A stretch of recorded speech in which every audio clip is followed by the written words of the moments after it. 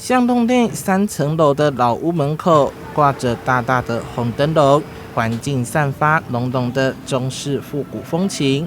穿上古装，让人有1秒穿越的感觉。它每一层跟每一个包厢里面的空间气氛都不一样，也很适合跟朋友一起来聚这样子。这间是中式餐酒馆，光是串烧种类就有百百种。鸡肉串先放油锅炸，马上捞起来放到蒸烤箱内，再刷上灵魂酱汁，美味的烧烤就可以上桌。我觉得它的鸡味道很香，因为我本身比较喜欢吃素，那它的蔬菜的我觉得很好吃，那鱼也蛮好吃的。刚刚有吃鱼，觉得它鱼很嫩。业者贴心推出拼盘，彻底解决选择障碍，有四季豆、鸡翅、鸡心，还有甜不辣，相当丰盛。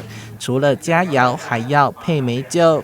这杯硕果累累，用靴子造型装的酒，视觉上就引人注目。借问酒家何处有？牧童遥指杏花村。所以我们其实是想要意指，就是有点类似像我们这里讲的。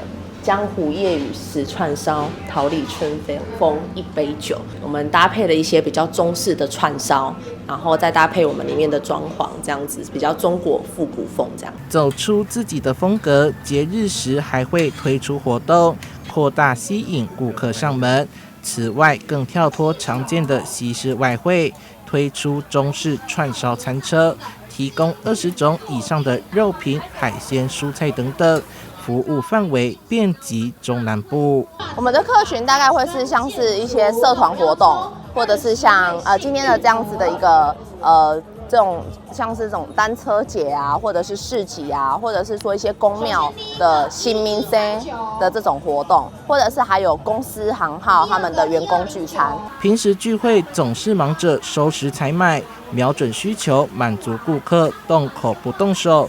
一车包办食材，还有机会看到调酒秀，让气氛嗨到最高点。记者苏怀谈的报道。